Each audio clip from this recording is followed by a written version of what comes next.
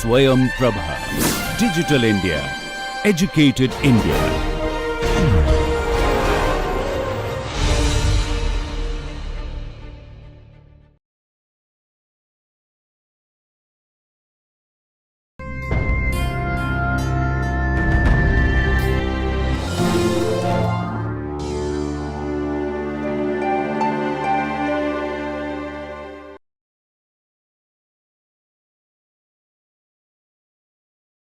That is the interpretation.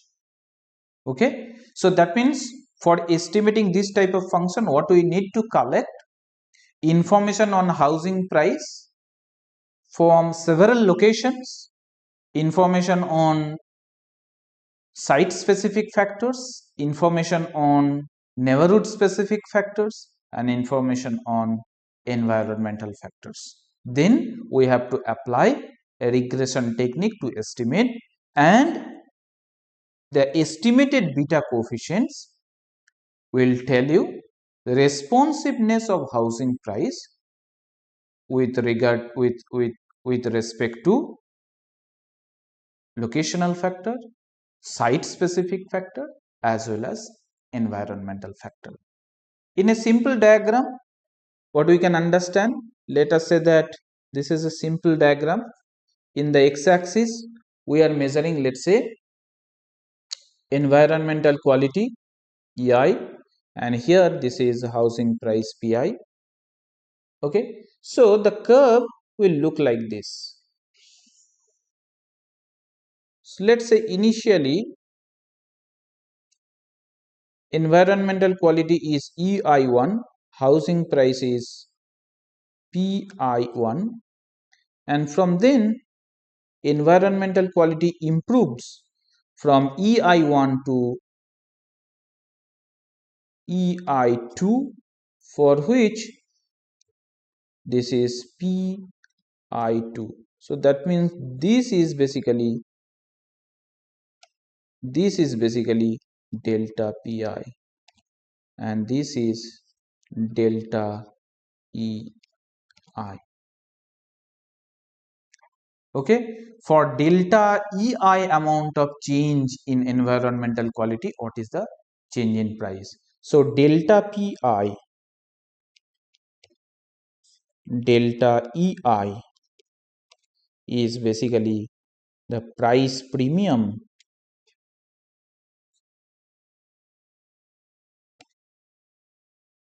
for better environment.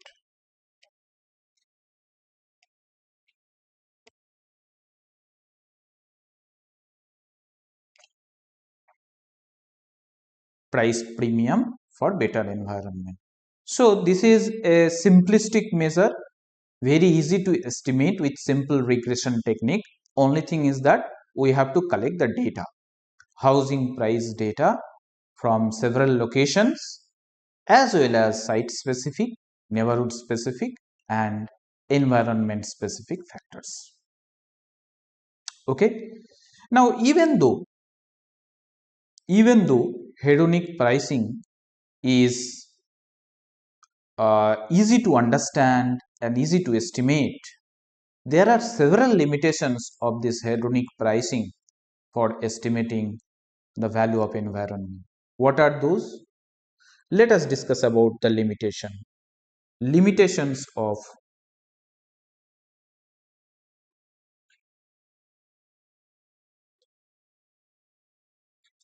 hedonic pricing.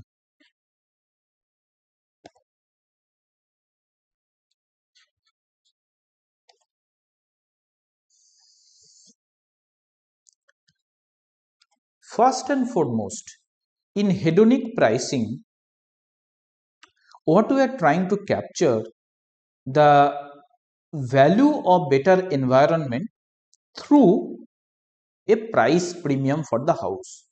That means we assume that when environmental quality improves, it is only the house owner who are going to be benefited. That is why value for better environment is captured only through the house owner's extra willingness to pay. However, when environmental quality improves in a particular locality, it is not only the house owner but several others who will also get benefited. For example, if somebody is going to office in that locality, if somebody is going to school, if somebody is simply commuting in that area for shopping or other purposes, there are many others who don't have a house there. That is why their willingness to pay, their benefit is actually not captured. So that means through housing prices, this hedonic pricing can capture only a part of the total value of for the environment. That is the biggest limitation. So that means what we can say, that hedonic pricing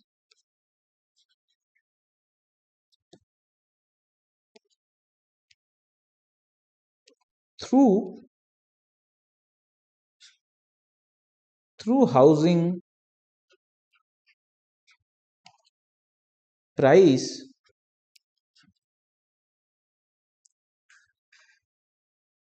can capture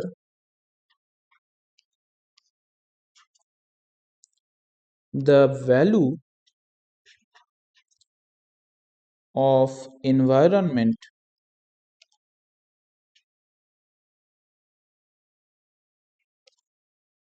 only for the house owners,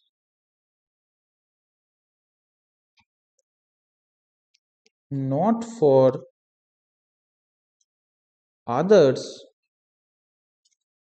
who might also get benefited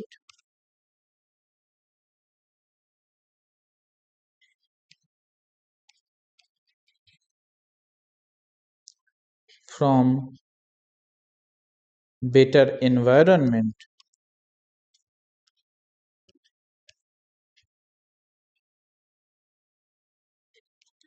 and therefore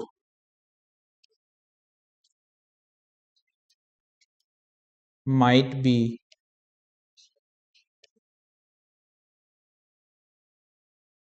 willing to pay. This is the biggest limitation. We assume it is only the house owners in that locality who are going to be benefited. That is why a sum total of the house owners' willingness to pay is the value of the environment. However, there are others who might also get benefited from environmental quality improvement. This approach cannot capture their value. That is why we can say that it is a partial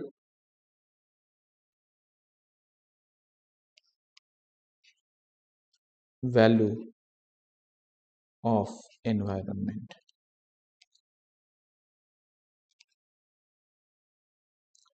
Secondly, we assume that housing market is in equilibrium.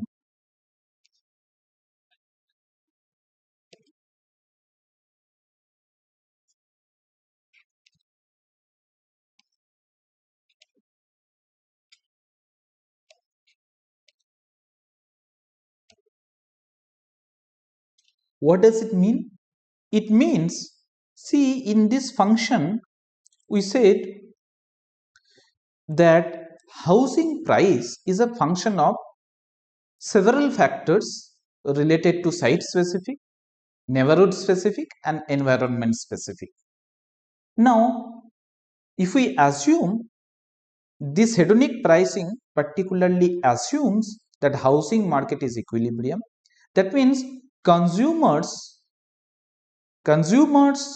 can locate a particular house based on the marginal cost and benefit of a specific attribute. For example, I am a customer, I want to buy a house and my preference is for air quality and a school. So I will be immediately find a house based on my preference for this by equating marginal cost and benefit of air quality and having a school. But in reality, housing market may not always be in equilibrium. That is why the price what we get is not an equilibrium price. But that is the assumption we make in this hedonic pricing. So that means the second limitation is that housing market is in equilibrium. Therefore, this implies consumers can easily locate a house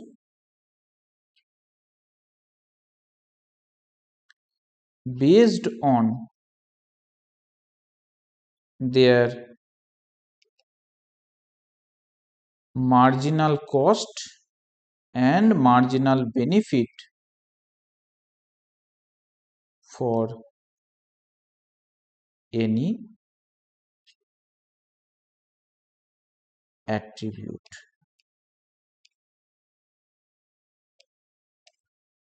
So how much price I will pay? So this demand is always theoretically derived from an equilibrium condition. Okay, so I will be my willingness to pay maximum willingness to pay is always determined by equating MB and MC of a particular attribute. If it is air quality, then a marginal benefit and marginal cost, that means what is the additional price I need to pay for air quality. That is also the assumption what we make in hedonic pricing, that housing market is always in equilibrium. Thirdly, we also assume that both the consumers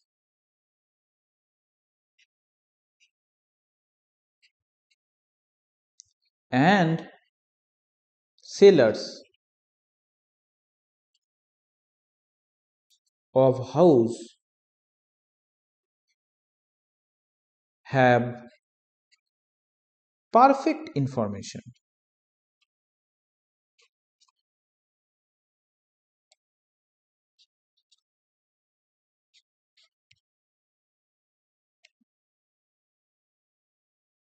that means when I am buying a house in a particular locality, how I will buy a house? I might be a consumer who have a preference, I like better environmental quality, but still I purchased a house in an area where air quality is not that great. Apparently, you might be thinking that I don't have preference for environmental quality. However, in reality, it is not for my preference. Rather, I purchased the house in locality B where environment is not that great because I don't have any information that such a beautiful house in the almost in the same price range is available in locality E. I will repeat. Let us say that there are two locations A and B. Here the housing price is 4,700 per square feet. Here it is 4,900 per square feet.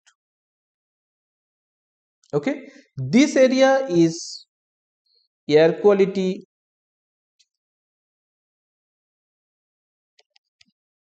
is less than air quality in A. Okay, but the price difference is only 200. I am ready to pay the 200 rupees, but still I bought my house here apparently you may think that I am not ready to pay the 200 price premium for better air quality. But actual reason may not be like that. Actual reason might be the fact that the house owner or the consumer does not have proper information about availability of such a house in locality A. Okay, so that is why it assumes, this hedonic pricing assumes both the sellers and consumers they have perfect information. Similarly, from the seller's point of view, sellers also doesn't know that there is a consumer who is buying a house here and he is ready to pay, he or she is ready to pay extra 200 rupees. If the sellers can identify this buyer, he can also approach this buyer and offer this price to motivate this consumer who is buying the house here. Instead of buying the house in locality B, he can influence or motivate the house owner or the consumer to buy the same house at locality B just by paying only 200 rupees extra per square feet. So information matters, right? So in hedonic pricing, we assume that information is perfect for both the sellers and the buyers. That is why when I am paying extra premium or when I am not paying extra premium, I know with perfect information in which location what type of houses are available. But that is not the case in reality. So that is also another biggest limitation of this hedonic pricing method. Limitation number 4 in housing in hedonic pricing mechanism. Expectation about future price is not included.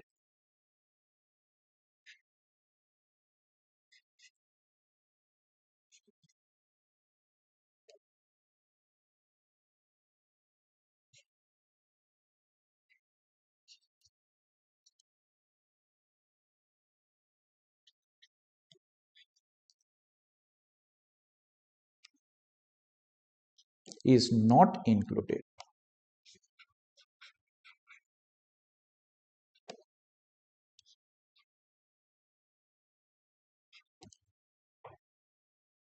What does it mean?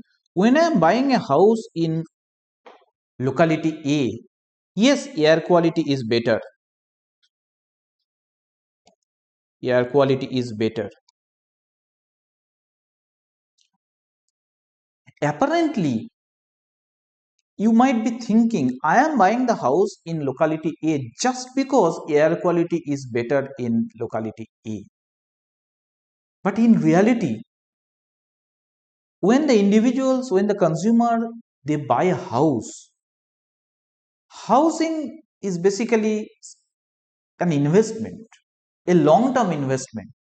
So keeping in mind what is going to be the future price, consumers many a times they want to enjoy some kind of capital gain, right? So consumers might be thinking 10 years or 15 years down the line, this particular location might be full of IT hub, industry hub, or something else for which there is be a boom in housing price. So I am buying the house in locality A not only because of its environmental quality is better, but also expecting that there would be a huge price gain, capital gain if I invest in locality A by buying a house, because there is an IT hub that is coming in place 10 years, 15 years down the line.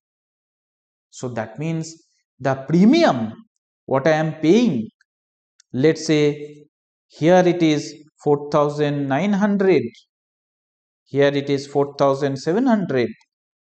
This 200 extra what I am paying by buying a house in locality A, it cannot be fully explained by air quality. because within the 200 rupees my expectation about future price rise is also there. But this hedonic pricing model cannot include that expectation about the future price rise, because when I collect the data, it is only realized value. Consumers, they have already purchased the house and I am collecting the value 20 lakhs, 25 lakhs, 30 lakhs. I am not asking the respondents, you have purchased the house, what kind of calculation expectation you had in your mind. That means for a better approximation, these housing price data should be modified by collecting this type of information from the field. So I need to first collect the housing price information.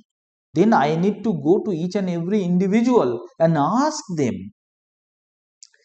okay, Mr. X, I see that you have purchased a house in locality A and paid 4,900, whereas the similar type of house is available in locality B at 4,700. Why you have paid this 2,200 rupees extra? Is it because of this air quality, or did you have anything in your mind? Then the house owner might be responding saying, yes, I expected that a IT hub will come up in this area. That is why I will enjoy a capital gain by buying the house in locality A, not in B. So these are the major limitations of hedonic pricing approach, even though it is widely used because of its simplicity.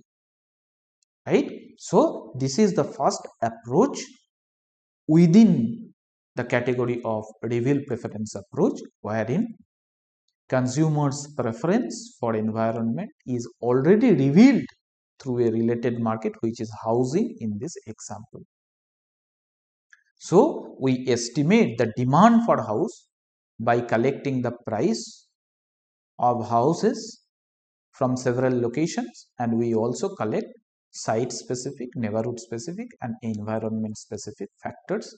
Then we run a regression, simple regression in logarithmic from both the side. Why we have taken logarithm? So that we can interpret this estimated coefficient in elasticity as elasticity. For a percentage change in air quality, what is the percentage change in housing price? Very easy to estimate, very easy to interpret, but it has several limitations. As I mentioned, I repeat once again quickly, it can capture the value of better environmental quality only for the house owners, but when environmental quality improves, it is not only the house owners but several others who will also get benefited, and for which they would be also willing to pay something, but this approach cannot capture their willingness to pay. Secondly, we assume that housing market is always in equilibrium. That means the consumer can easily locate a house based on by equating marginal benefit and marginal cost of any attributes.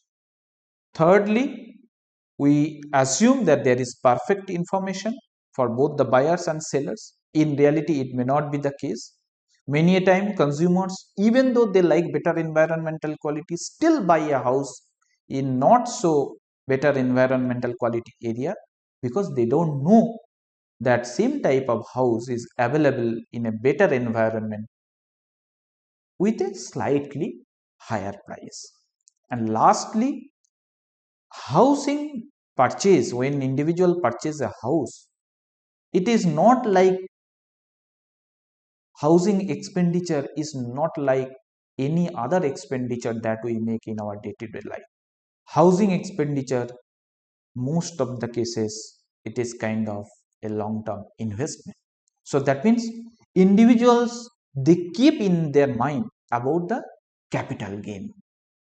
So when I'm paying 200 rupees extra by investing in a locality, that is not purely based on its environmental quality, or neighborhood specific factor. Rather, I expect that this area might be growing very fast in terms of its infrastructure, IT, industry, so on and so forth. So 10 years, 15 years down the line, I will enjoy a huge capital gain. So that means the additional price premium what I pay, it is not only for the environmental quality but also for this capital expected capital gain. But hedonic pricing method, it assumes that this premium is only for better environmental quality. So with this, let us close our discussion on the first approach of reveal preference method, which is hedonic pricing, and travel cost method I will discuss in tomorrow's class. Thank you.